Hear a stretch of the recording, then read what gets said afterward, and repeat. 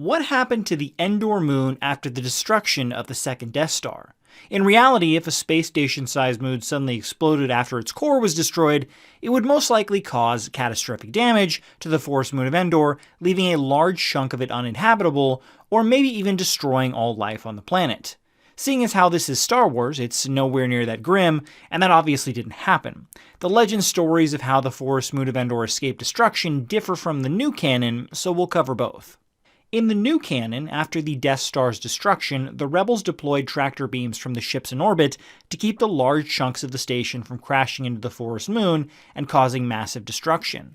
For the smaller pieces, they deployed shields to the Ewok villages to protect them, and eventually the large pieces settled into the forest moon's orbit and became part of a new asteroid belt around the planet.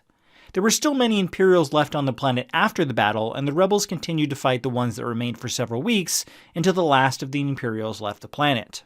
The destruction of the Death Star also had positive impacts on the forest moon of Endor, since its creation in orbit over the moon caused tectonic shifts, earthquakes, and other ecological issues when it was in orbit.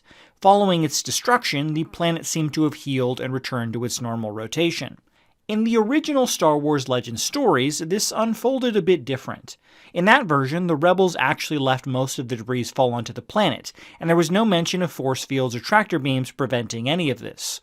Fortunately, the damage wasn't too bad, as we see in a comic that most of the debris was sucked away in a hyperspace wormhole that formed after the destruction of the Death Star's hypermatter reactor.